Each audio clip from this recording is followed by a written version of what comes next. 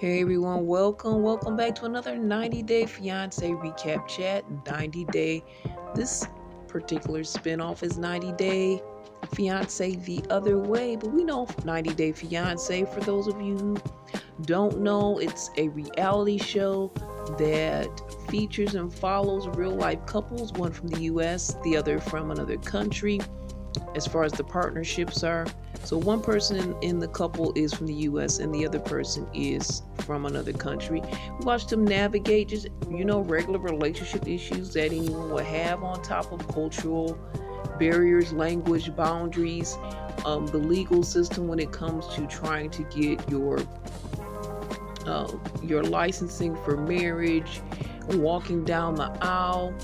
It is a 90-day visa process that they have. It's called 90 Day. Again, this particular spinoff is the other way, and this is the tell-all, guys. It's the tell-all, the finale for this season. So let's get into these couples. Corona and Inky, they didn't last. So at this point, she's cussing out the ghost of Inky's image on the screen because he's left the screen. And she's just upset because he's showing no accountability. And Sean, the host of the show, the tell-all, she asked Sarper to try to get him back on the phone because he talked to him earlier and gave him a good pep talk, but I guess it didn't work.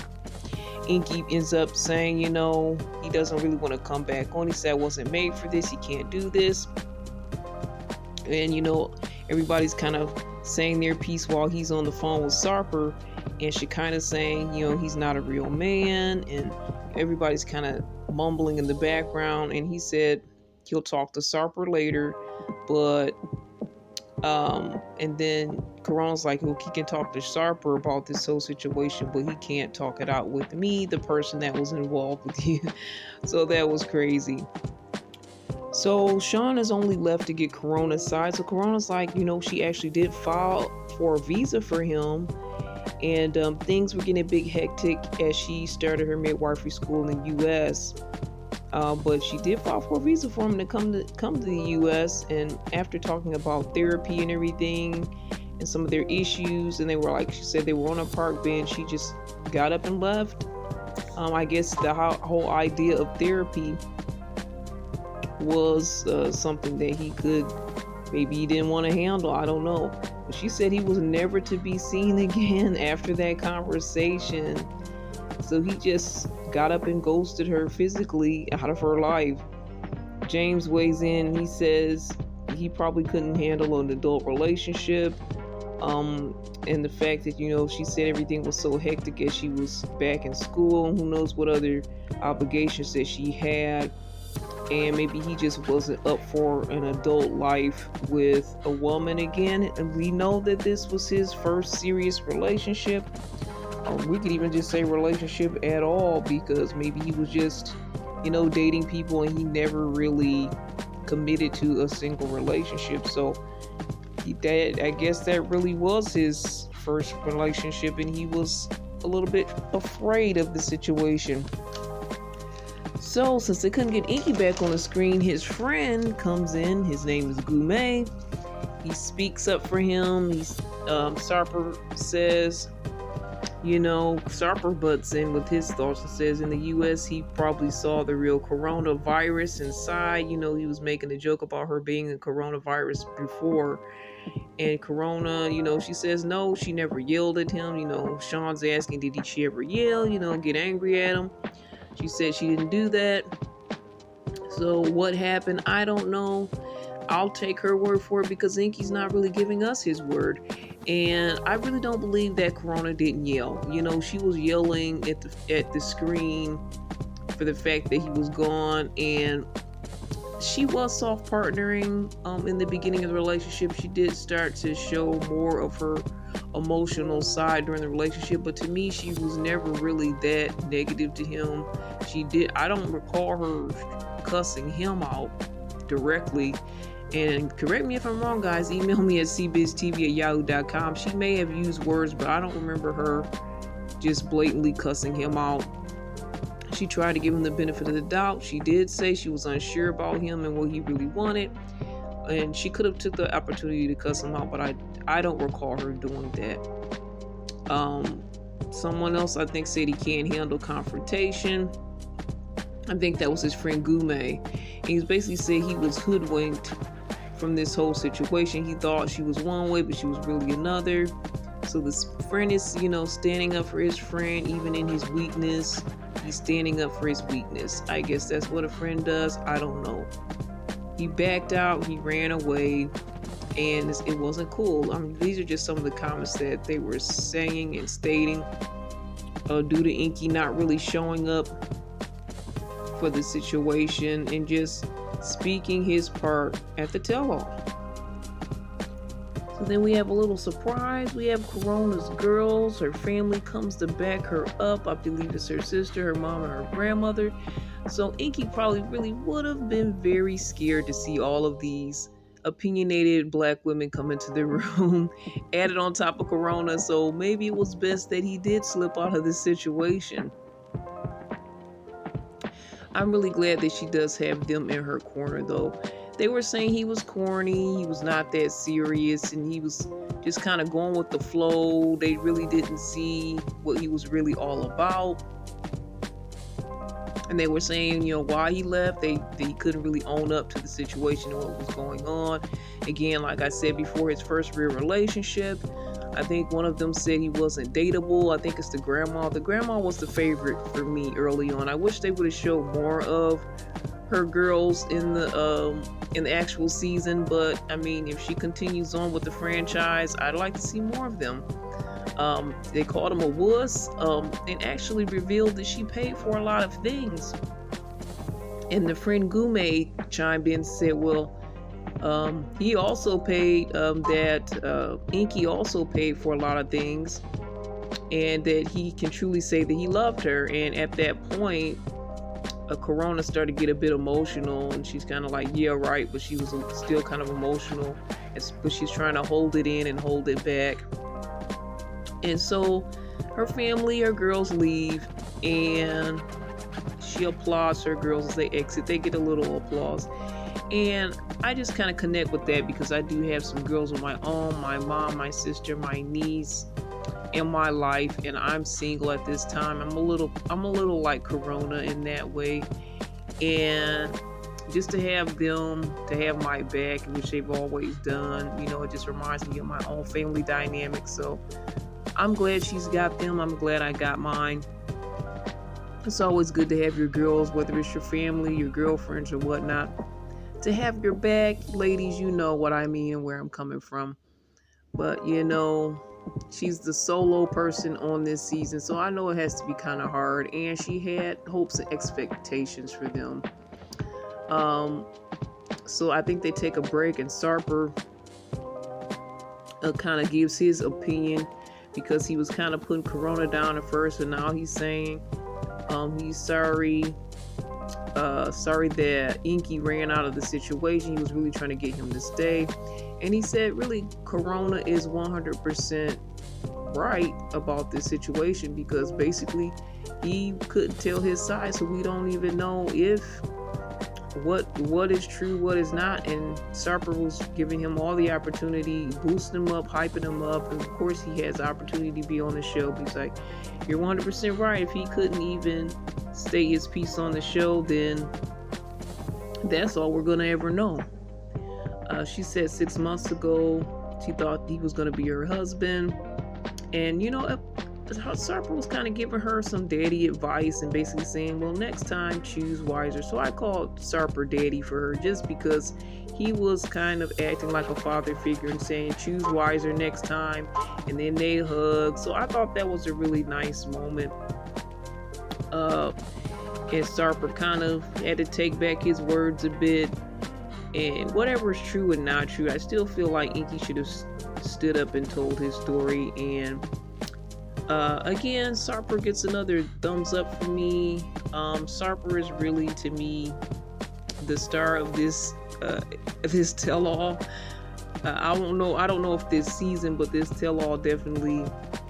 I've seen some good things from him. I've seen a huge difference in him. All right, so now we have Joanne and Sean. And guys, excuse my text alerts. I'm getting a few different text alerts as I record. So apologies for that. Hopefully it's not throwing you off too much. Let's get into Joanne and Sean. So we find out that the paperwork for their green card went through for Sean. We got a little bit of information last time, but I didn't know he was to the point of getting a green card. He is a resident. Everything came through last minute, but now he is a resident. He thought he was banned, but he was never banned. When he found out, I guess he went to the embassy and checked on it again and found out he was never really banned in the first place, though he was led to believe so. And he does plan to be in the U.S. permanently, but he's keeping secret still.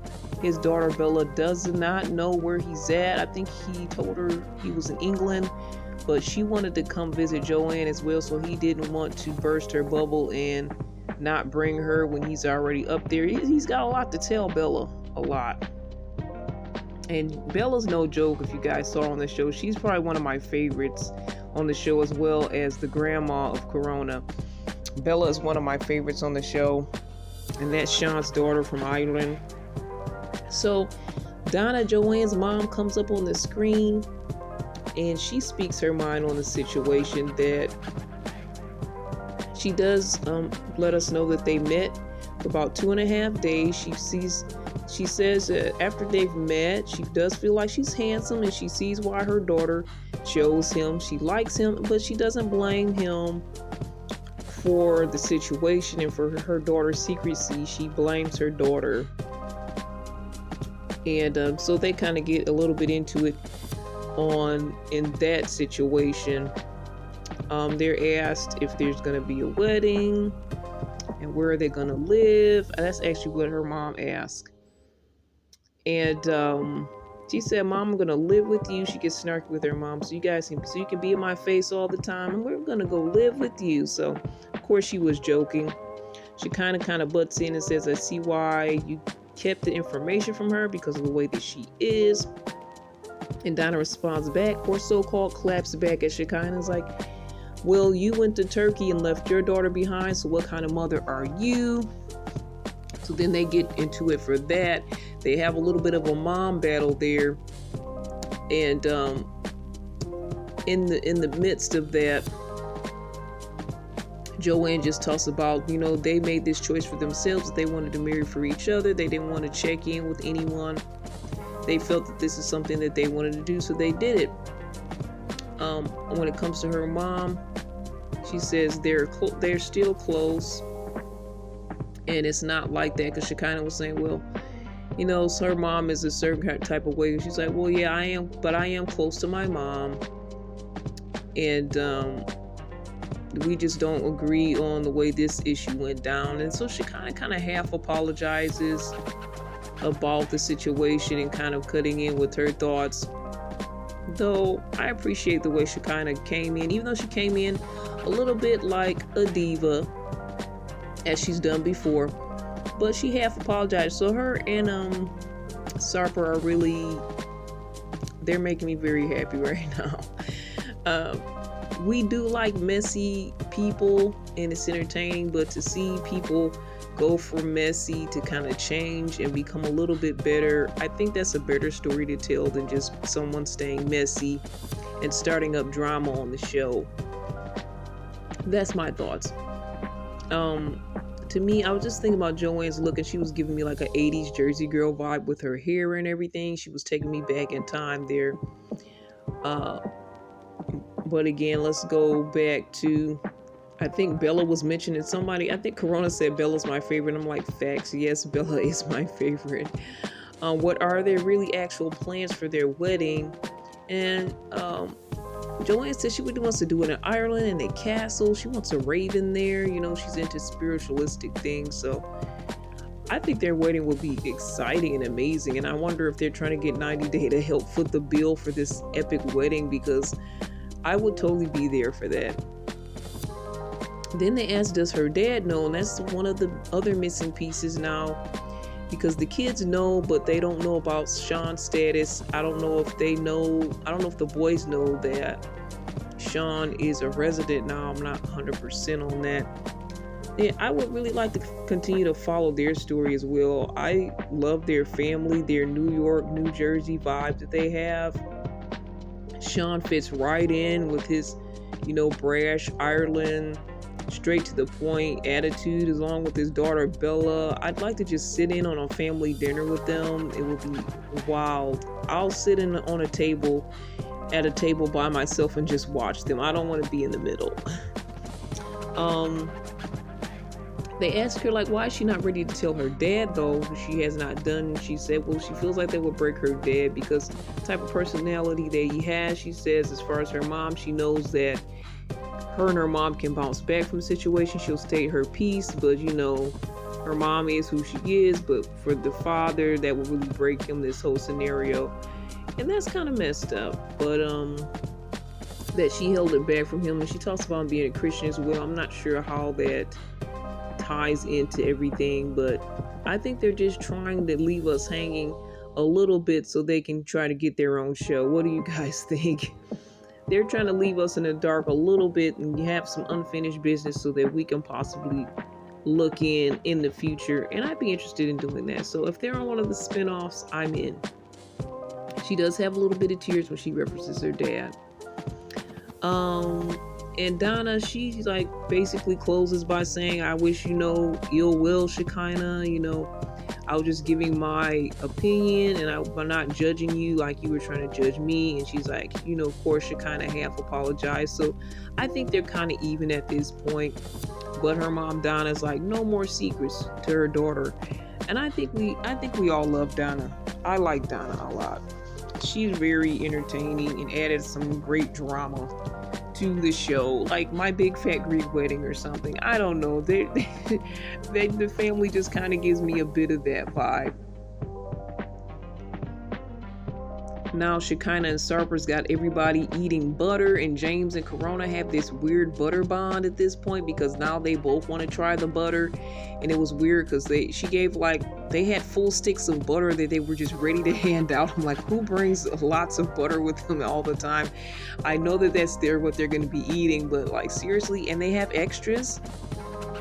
So she passes Corona the butter, and he was like, and James was like, he wanted to try it also, and he was like, well, I'll just eat off the other end of Corona's butter. And I thought that was a little weird. Like, why are you going to eat off of somebody else's butter? Anyway, I think James and Corona were kind of bonding in a different kind of way that I don't really know if that's going to be a good thing. But I felt some type of vibe between them. Can't explain it, and definitely hope nothing comes of that because Tata would never forgive him. But yeah, there's something that I hope doesn't become anything. Maybe they're just friends and have a bond in some type of way. I don't know. I may be missing a little bit because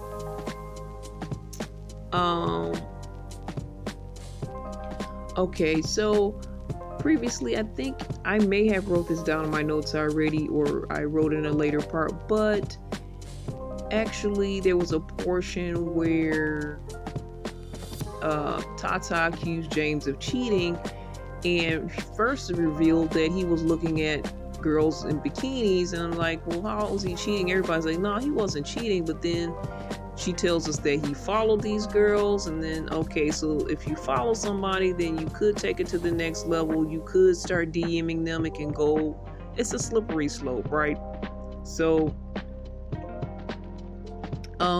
she doesn't want him to watch those types of videos, and he's feeling like, well, because of her, it must be because of her culture, but a lot of the women said, no, we really don't want you to watch other women scantily clad.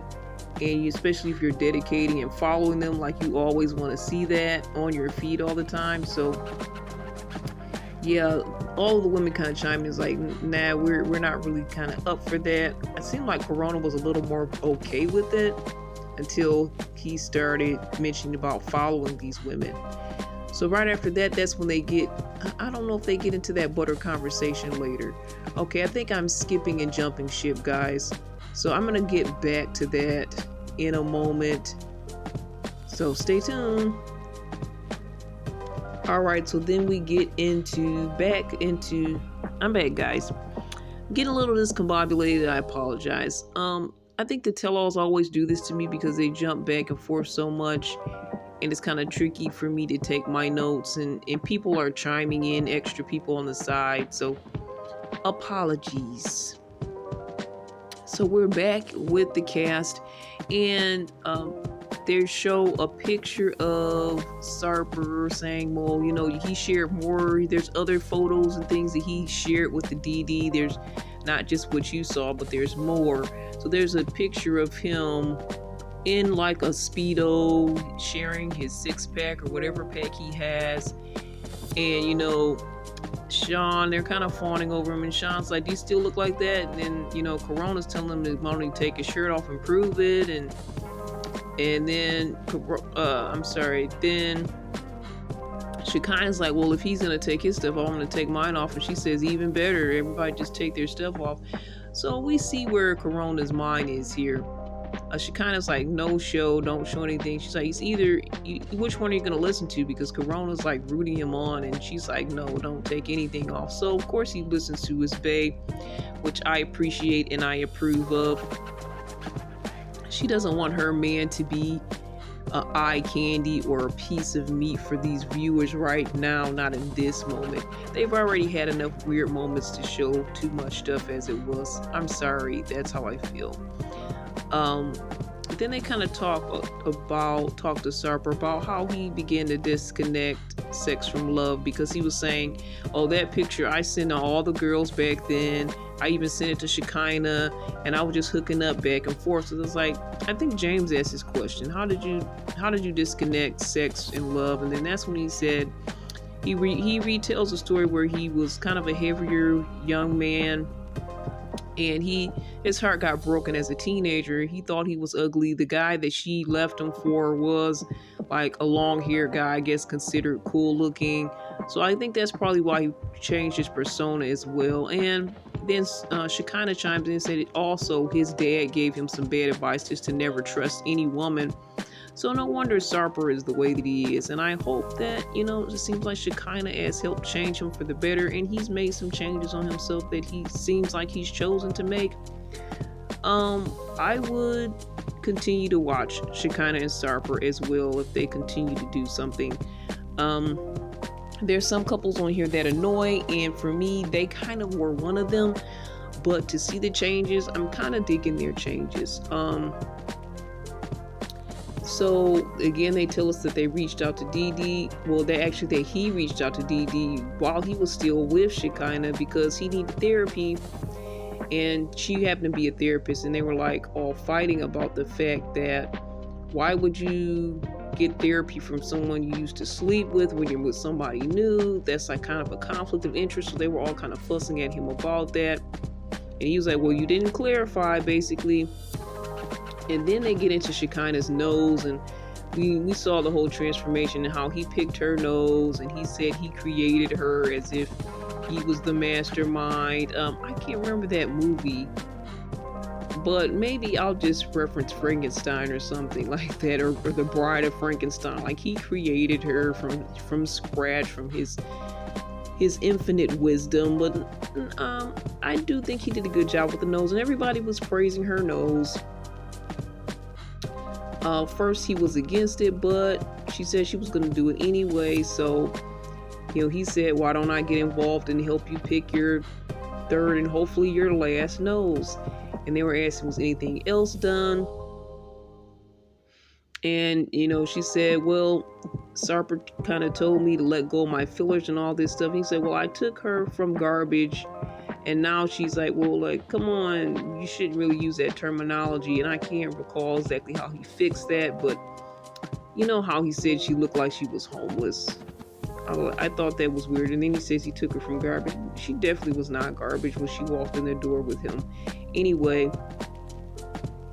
he said she did have too many fillers, and she could kind of let go of some of that stuff. And I think that was a good thing that he told her that, and he kind of critiqued her with that. And I wish more men would tell these women, too many fillers, you don't have to do all this work on yourself. He seems like he's somewhat of an advocate for it on some level, because it looks like kind of honestly he did something to himself, but we don't. That hasn't been verified, but he facially looks different, especially from that old picture they showed us from the text. Now maybe he's aged, and it seems like something else, or he wears makeup. Either one, I don't know. I would be interested in finding out if he wears makeup. Corona says she doesn't think all the fillers are dissolved, and she said, I'm looking at her pictures from before, and I don't think all of it's dissolved. And she was like, well, I'm the person that I know. She's like, but okay, if that's what you say. She's like, well, it's me, it's my body, and I know what I did or whatever. And she doesn't, even though Corona's kind of trying to shade her, she doesn't buy into it. She's like, basically, I know what I did, and that's it. And then they move on to the next topic. So again, another applause and pride for Shekinah and Sarper. And then they're talking about getting tattoos.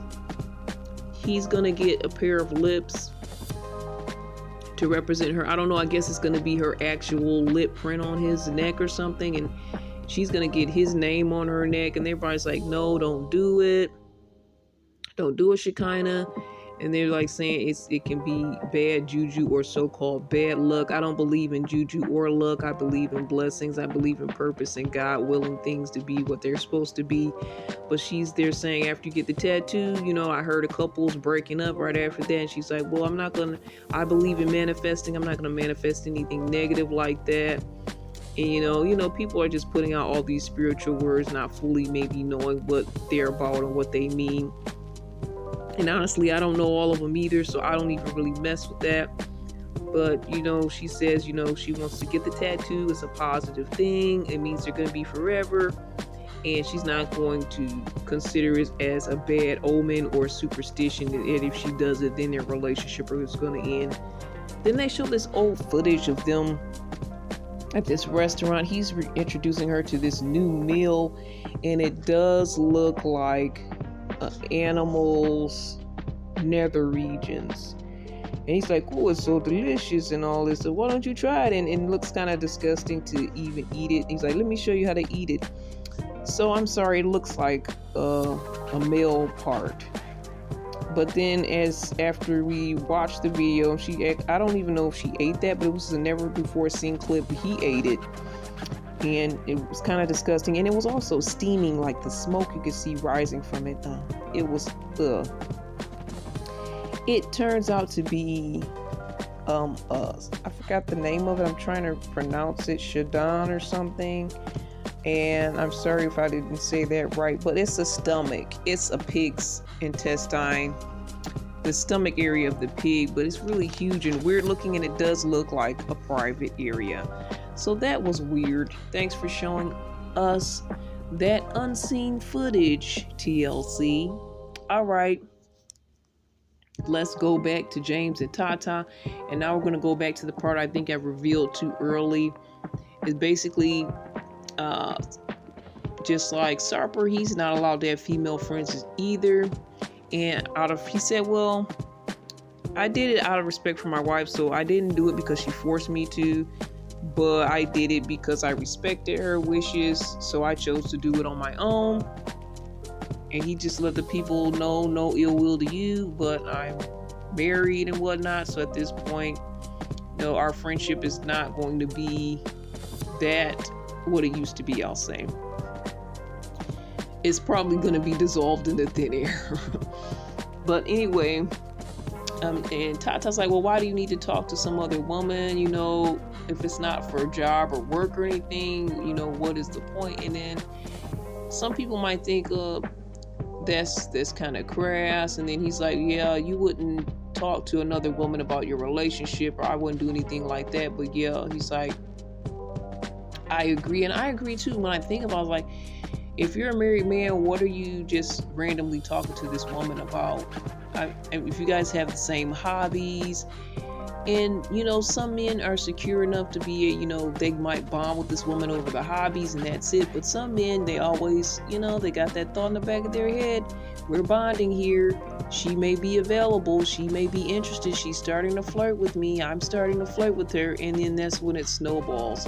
So yeah, as a married man, you don't really have a reason And as married women, you don't really have reason to just be chatting up the opposite sex, because it can lead to different things, especially if you know how your mind works. If you're a man and you know how your mind works, if you're a woman and you know how your mind works, you should step away from that, especially if you are in a committed relationship or you're married. But again, that's when they make that revelation that James cheated, and she told her sisters, and this was some never before seen footage as well. And again, they just kind of say he watched some girls dancing, but we find out it's a little bit more than that. And she said in the past she would just leave a situation like that, but you know, she really loves him, and of course they're married. So again, then we find out the girls that he was watching, he wasn't just watching them, but he was following them. And again, like I said, it could be a slippery slope. That follow can lead to some likes, lead to some DMs, leads to for like you like them, then they might make some comments, and he might make some comments, and they might comment back, and you know, opens the door to the DMs and so much. And she's like, you always taking the phone in there, and when you go poop, excuse my language. So, and then they're like, how do you know he's watching that when he's pooping? Are you in there with him? You know, they kind of make a joke, but I'm sure she knows what's up. I think she said she looked at his history, so she knows what he's doing. And how did he fix this situation? And he basically said he unfollowed the young ladies, and he had to even delete his social media, and he apologized to her. So that's how he fixed the situation. And he had some wandering eyes, and he was tempted, but he's now has location settings on his phone as well, so there's no way that he can so-called mess up in her eyes, I guess. I mean, he didn't say it was a guarantee, but for couples that do this, I don't fault them, and James may recognize that he's that type of guy that does have wandering eyes, and he even said that. So the fact that he stepped up and okay, she put him in his place and he actually followed through, I think that was a good thing. And she didn't just sit back and let it be, because especially it depends on the type of person you're dealing with. And if you know you're that type of person that has wandering eyes, then you have to take other steps. Sarper says, you know, just because I see a hot girl in a bikini doesn't mean that I'm cheating and I shouldn't have to do this or that. Or I understand what he's saying, but like James said, he respects the wishes of his wife. And you know, sometimes you might see someone attractive and good looking, and you might see some videos that you know that come back on your feed, and you might go back and look at it. But if you follow that person, if you start liking, if you start making comments, you're opening the door to a conversation. And it seems like, oh, that's harmless, but you know, that's the power of social media and our phones now, how we can just connect so easily to things that maybe we shouldn't connect with or to, and it can open some doors. So that's the world we live in. So they asked when are they returning to Indonesia, and he said that they said 6 months, but they have to kind of reset that 6 months because he ran into some money issues. But also at the same time, Angel's supposed to be coming as well, so I'm a little bit confused how that scenario is going to work. And then they kind of talk about, can he watch adult movies? They take it to the next level, but that's actually when they get into the back and they take their break. And it's funny because Corona's sitting there with her legs crossed. Her legs are basically all the way out, and she's sitting right next to James. And I would feel a bit uncomfortable with my man sitting next to this person with their legs all the way out and crossed, and I don't know, and she's giving me vibes. I'm sorry, but her and James have some vibe with each other that I can't condone exactly, but I can't say it's anything wrong going on, because sometimes you can vibe with somebody but nothing ever happens and you still respect your relationship.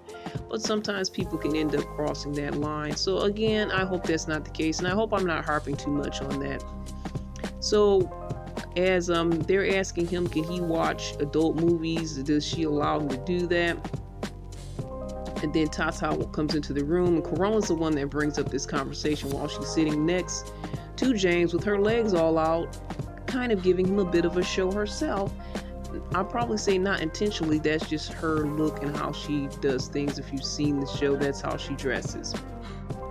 So they're like, oh, well, Tata, since you came in the room, we don't want to just talk about you and you not know what's going on. So we were asking him, can he watch adult movies? And she's like, we can watch them together, but not alone. And he was like, what? He was surprised that he could even watch them. And everybody was like, oh, you just gave him some new information. You just made his day, because now you guys can watch these together if you want.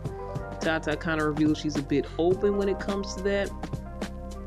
And they're asking, Corona tries to get all in their business. And she's like, well, can it just be girls? Can it be guy and girl? She was like, guy and girl. And she's like, well, we can do something better than what they're doing on the screen. So that was kind of her end game for that conversation and talking about that. But then I was thinking that can also be a slippery slope when you guys watch that together. And what if that's the only way your partner can get excited now, because you've opened that door? And if it's just you and there's nothing to watch in between you, they may not get as excited. It may not work. So if don't get them used to that. If it's something that they did and they were excited about one time, maybe, I don't know. But if you keep doing that, it becomes a habit, then you may have created a monster. So even though I do think it was smart for us to say, don't do that alone because you're fantasizing about someone else and I'm not involved, but to either do it for each other to watch it together, it can still end up being something that comes between you. So it's something to think about. And finally, Josh, Lily, and the brother Jared, and Lily's daughter Vivian. Jared walks in the room and they say, hey, Jared, and he has this big smile on his face, and Lily's eyes light up. They all say, hey, Lily looks more happy to see Jared than to see Josh. So one of his advice that he gave was, Lily could talk a little bit less about the money issue. He was like, but it's all, it's all something that we're a learning experience. That's where we're having this conversation. And Sean's like, yeah, you just turned this into something positive and made it motivational. You could be a motivational speaker or therapist. They were giving Jared a lot of love. Vivian, her daughter, comes on the screen, and she doesn't agree with their marriage. Again, she confronts them with their bedroom life, that they only did it like 5 times within a year. And the way she's yelling about that, the cast yells and howls at the fact that she's like, where's the stuff in the bedroom? The way she says it is funnier. I'm switching it up because I don't want it to be any issues with YouTube. She says, so she yells, why don't you blank my mom? And they're like, everybody's kind of awkwardly laughing but feeling weird and looking at each other about this situation. And then she asks, is something wrong with his man region? So she was kind of putting him down, and she was funny, but it was kind of demeaning at the same time. And he just basically, instead of him getting mad at her, he just said, I want to spend that time with my wife during loving moments. I don't want to be just do this with her. We have to have some loving moments, which I think he's just indicating that they're having such a hard time. He doesn't feel like he's in the mood. He doesn't feel the love with her, so that's why they haven't done anything. And Vivian's like, hey, if a man wants to do what he wants to do with the woman, he's going to do it. There's no excuse.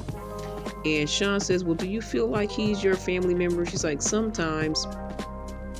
I like it when we play Legos together, and I'm like, where's she going? Some people are calling her psycho. The cast is whispering.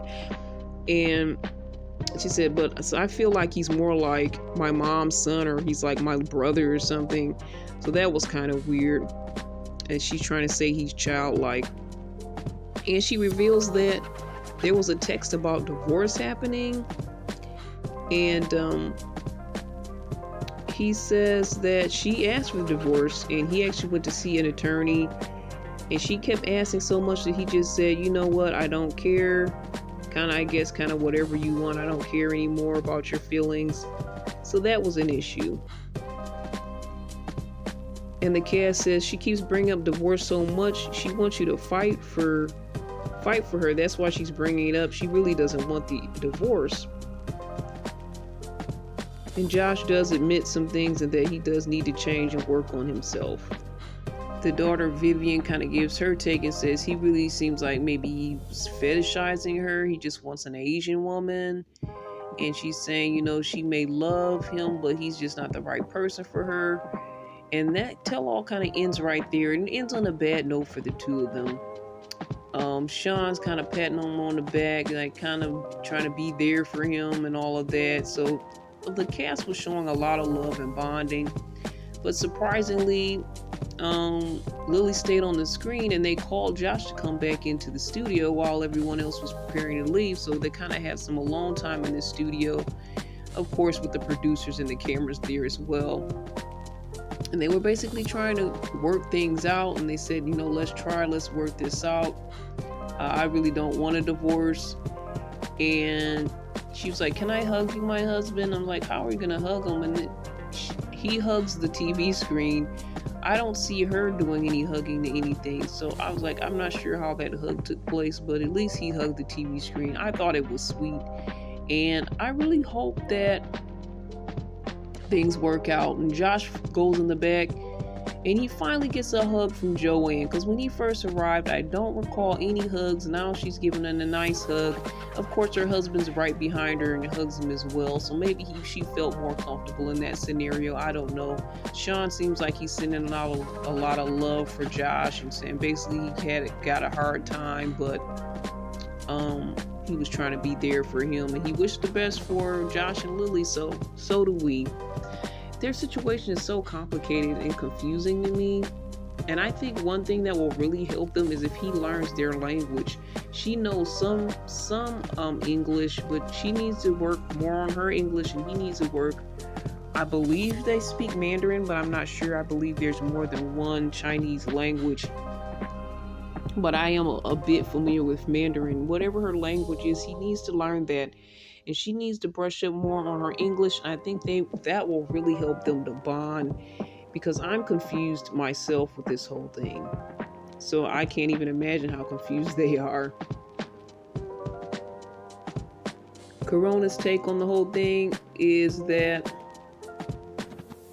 part of her with Inky, part of her was hoping that he was going to try to win her back, that she kind of had a maybe in her mind that if he came to her the right way during this tell-all, that there was a chance for them. But that was not the case, because he just disappeared. So now she has her answer. Even though she didn't get the full closure verbally, she got the closure. I think people were saying she never got closure, but technically she really did. He showed him who he really was by just disappearing. And if he does that during the relationship, that wouldn't be a good thing as well. He did that during the relationship. What if he does that during the marriage? That kind of shows what the future of this person is like. But she said, the tell-all was great. It wasn't as combative as she thought. There wasn't like so many pot shots on each other. She was trying to start a little drama and stir up the pot a little bit with Shekinah. I saw that a bit.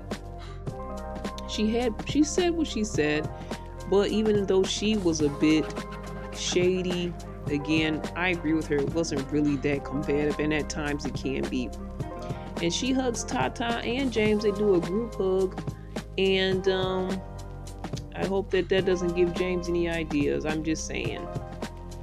I know you guys were thinking it, but it was all love. And she's saying, they don't live very far from each other in the States, so maybe they can make a trip to visit and meet up, and that will be great as long as she doesn't start any drama, because Tata, she's gonna get corona, and if Angel's up there, it's gonna be double time. One thing that I kind of noticed, that sometimes James was off talking with someone else and Tata was by herself. I think maybe she is a little bit insecure, because I feel like she's pretty good with the language. It's something about maybe she's a little shy, a little insecure. Maybe she needs to be join some groups or some things that are similar that interest her, or maybe meet some other people of her culture that if they have a group or something she can attend, to just kind of get a little bit warmed up to her area. And I know that she does the jewelry. They were doing the jewelry business online. I mean, that could be her passion that she can really get into. Just something to get her excited about being in the U.S. and just happy wherever she's at. I know that family can be very important and you can be very homesick, but I think if you find yourself, you'll be able to navigate any space. And if she does get to the point where hopefully she could, because I don't know if she has a visa. I think she must, because she was there for 3 years. Get herself a job. If she works that online jewelry business enough, she can get enough money where she can go travel and go meet her family and go up there a couple times a year, if not more.